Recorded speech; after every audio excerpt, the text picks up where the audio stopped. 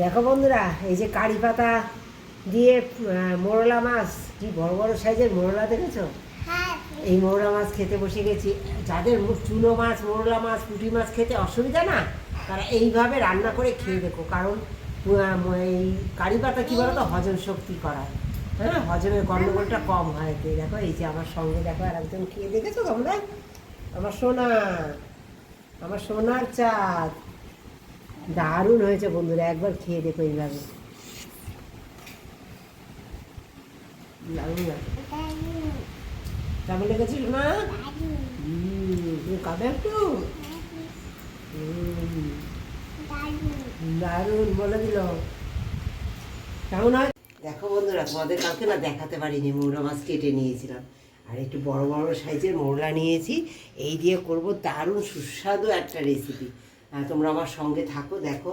এই নুন হলুদ সুন্দর মাখিয়ে নিয়েছি। আর একটু হলুদ দিয়ে আমি এটা সুন্দর করে একটু হালকা করে একটু ভেজে নেব। হ্যাঁ, তোমরা আমার সঙ্গে থাকো। এটা দিয়ে কী রেসিপি করি আশা করি তোমাদের খুব ভালো লাগবে, ভীষণ ভালো লাগবে। দেখো, কড়াই থেকে নিয়ে নিয়েছি। তো এটা খুব ভালো করে গরম করে নিয়েছি বন্ধুরা। অল্প অল্প করে আমি এগুলো সুন্দর ভেজে নেব।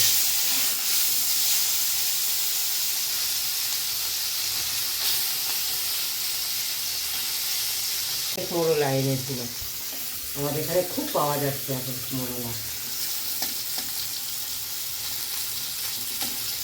এগুলো সব সুন্দর করে আমি ভেজে নিয়েছি। হ্যাঁ, এবার দেখো, তোমরা তো অনেক রকম খেয়েছো, আমি নিয়েছি কারি পাতা।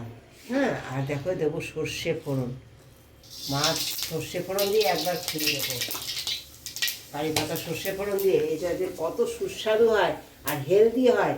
মানে মোরলা মাছ খেলে পর অনেক সময় অনেকে পেট ব্যথা হয়, চুনো মাছ, এই যে কারি পাতাটা দেবো তাতে পুরো হজম হয়ে যাবে, কোনো অসুবিধাই হবে না। মোরলা মাছ সকলে, বয়স্ক বাচ্চারা সকলে খেতে পারবে এই রেসিপিটা। দেখো, দিয়ে দেবো আমি এই যে সামান্য কারি পাতা, একদম টাটকা তাজা। যখন দিয়ে দিয়েছি টাটকা তাজা কারি পাতা, এই খানিকটা দিয়ে দিলাম।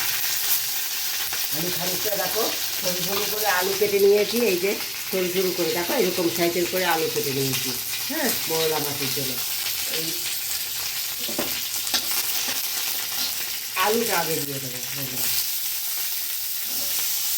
পেঁয়াজ কুচানোটা, অল্প পেঁয়াজ কুচানো আগে দেবো আলুর সঙ্গে ভাজার জন্য।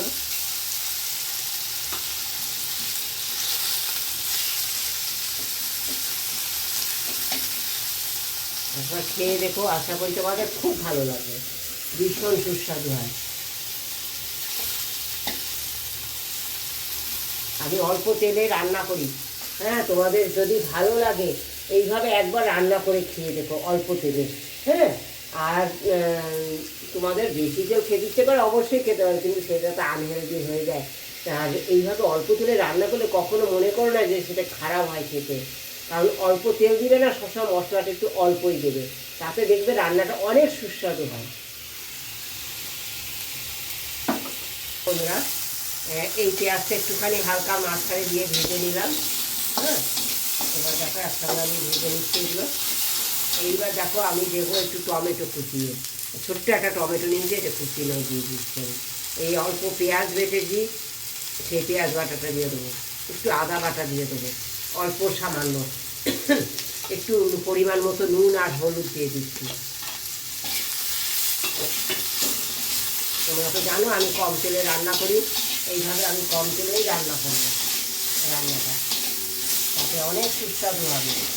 তোমরা মনে করো না এটা সুস্বাদু হবে না, যেমন হেলদি হবে তেমনি সুস্বাদু হবে। কী কী দেবো যে তাতে এটা আরও সুস্বাদু হয়ে উঠবে, তোমরা একদম স্কিপ করে দেখো না।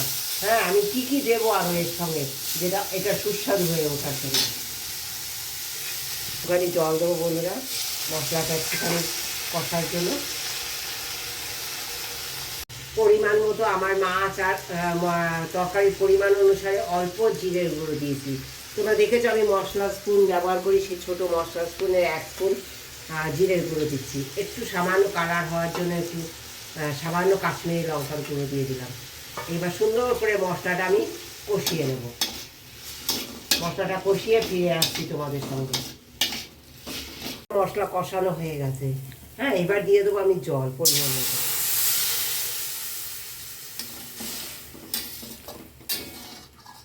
তোমরা কাশ্মীরি লঙ্কা দিয়ে আর একটু কালার করতে পারো, অসুবিধা নেই।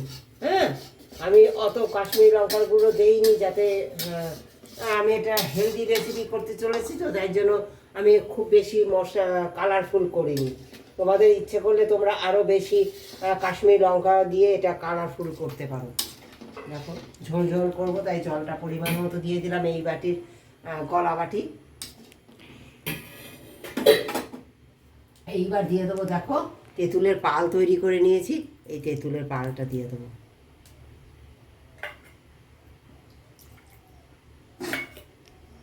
আর সামান্য দেখো 2-4 দানা চিনি দেবো, এই যে তেঁতুলটা দিলাম এই কারণে, এই যে সামান্য।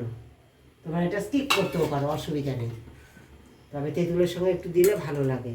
এই জল ফুটে উঠছে, এবার দিয়ে দেবো মাছগুলো, সমস্ত মাছ দিয়ে দেবো। একবার এইভাবে খেয়ে দেখো, এটা কত সুস্বাদু হয়। এতে তোমরা আমার সঙ্গে থেকে দেখো, আশা করি তোমাদের খুব ভালো লাগবে। এটা আরও সুস্বাদু হওয়ার জন্য আমি স্কিপ না করে দেখতে পাবে তোমরা, এটাকে একদম শেষে কি কি দেবো আরও সুস্বাদু হওয়ার জন্য। দেখো আমার তরকারিটা হয়ে গেছে, আলুগুলো সুন্দর গলে গেছে। হ্যাঁ, এবার দিয়ে দেবো দেখো একটু কাঁচা তেল, এই কাঁচা সর্ষে তেল একটু নামাবার আগে দিয়ে দেবো। একবার এইভাবে খেয়ে দেখো, অনেক রকম তো খেয়েছো, একবার এইভাবে কাঁচা সর্ষে তেল দিয়ে নামাবার আগে, আর কাঁচা লঙ্কা,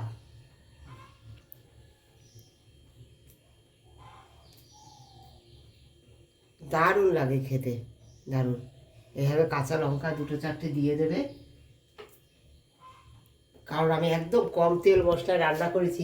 এই যে কাঁচা তেল আর কাঁচা লঙ্কার যে ফ্লেভারটা না, এটা দারুণ সুস্বাদু হয়ে উঠবে, একটা গন্ধ বেরোবে আলাদাই। দিয়ে না এটা নাড়াচাড়া দিয়ে ঢেকে দেবে, শো করে আমি দিয়ে দিই 2টা। দেখো বন্ধুরা, নামাবার আগে আবার কটা কারি পাতা দিয়ে দিচ্ছি, কাঁচা লঙ্কা, তেল তো তোমরা দেখেছো দিয়েছি, দিয়ে আমি একটু এরকম নাড়িয়ে দেবো। এটা যে কত ভালো লাগে এরকম হালকা পাতলা একটা ঝোল খেতে, দারুণ সুস্বাদু হয়। একবার এইভাবে খেয়ে দেখো, অনেক রকম তো খেয়েছো তোমরা, পাথরি করে খেয়েছো তোমরা, বিভিন্ন রকম রসা করে খেয়েছো। হ্যাঁ, কিন্তু একবার এইভাবে হালকা পাতলা একটা ঝোল খেয়ে দেখো, খুব ভালো লাগে। যদি ভালো লাগে অবশ্যই একটু শেয়ার করো বন্ধুরা, যেভাবে ভালোবাসা দিয়ে আমার সঙ্গে আছো, আমি জানি তোমরা আমাকে অনেক ভালোবাসো। আর আমার ভালোবাসার যদি কোনো রকম ত্রুটি হয় অবশ্যই একটা কমেন্ট দিয়ে জানিও।